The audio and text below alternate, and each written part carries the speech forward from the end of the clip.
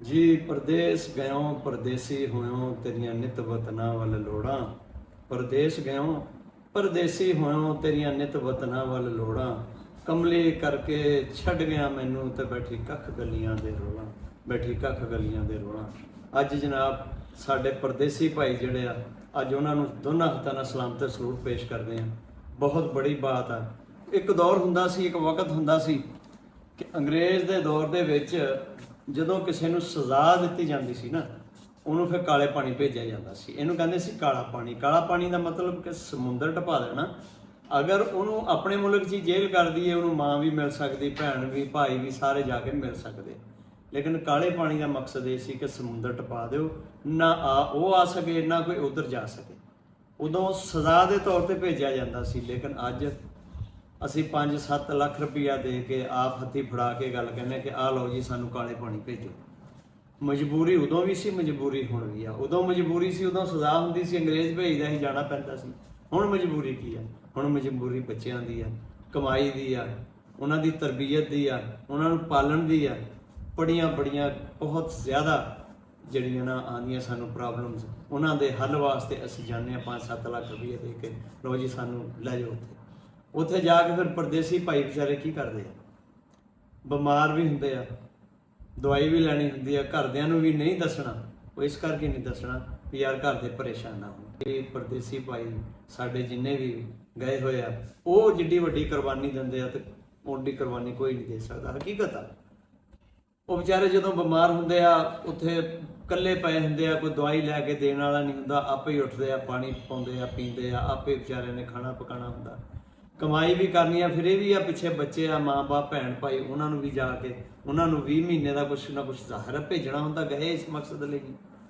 ਤੇ ਉਹ ਵਿਚਾਰੇ ਅੱਛਾ ਫਿਰ ਜੇ ਇੱਧਰ ਕੋਈ ਮਸਲਾ ਹੋ ਜਾਂਦਾ, ਵਾਲਦਾ ਨੂੰ ਕੋਈ ਪ੍ਰੋਬਲਮ ਹੋ ਜਾਂਦੀ ਆ, ਵਾਲਦ ਸਾਹਿਬ ਨੂੰ ਹੋ ਜਾਂਦੀ ਆ, ਬੀਵੀ ਨੂੰ ਹੋ ਜਾਂਦੀ ਆ, ਬੱਚਿਆਂ ਨੂੰ ਹੋ ਜਾਂਦੀ ਆ ਨਹੀਂ ਸਕਦਾ ਵਿਚਾਰਾ, ਉੱਥੇ ਪਰੇਸ਼ਾਨ ਹੁੰਦਾ। ਬਹੁਤ ਸਾਰੇ ਐਸੇ ਹੋਏ ਆ ਪ੍ਰੋਬਲਮ ਕਿ ਦੇਖੋ ਜੀ ਵਾਲਦ ਸਾਹਿਬ ਪਿੱਛੇ ਫੌਤ ਹੋ ਗਏ, ਉਹ ਵਿਚਾਰੇ ਉੱਥੇ ਰੋ ਰਹੇ ਆ ਇਕੱਲੇ, ਤੇ ਇੱਥੇ ਜਨਾਬ ਉਹਨਾਂ ਨੂੰ ਦਫਨਾਉਣ ਵਾਲਾ ਕੋਈ ਨਹੀਂ, ਜਾਂ ਦਫਨਾਉਣ ਵਾਲੇ ਅਗਰ ਹੈਗੇ ਵੀ ਆ, ਯਾਨੀ ਉਹ ਮਜਬੂਰ ਆ, ਉਹ ਆ ਨਹੀਂ ਸਕਦੇ। ਤੇ ਪ੍ਰਦੇਸ ਜਵਾਨੋ ਜਿਹੜੇ ਕੱਟਦੇ ਆ ਨਾ, ਜਿਹੜੇ ਪ੍ਰਦੇਸ 'ਚ ਗਏ ਆ, ਮੇਰੀ ਇਹ ਜਨਾਬ ਰਿਕੁਐਸਟ ਆ ਪਿਛਲਿਆਂ ਨੂੰ ਕਿ ਉਹਨਾਂ ਦੀ ਕਦਰ ਕਰੋ। ਬਹੁਤ ਵੱਡੀ ਕੁਰਬਾਨੀ ਤੁਹਾਡੇ ਤੇ ਦੇ ਰਹੇ ਆ।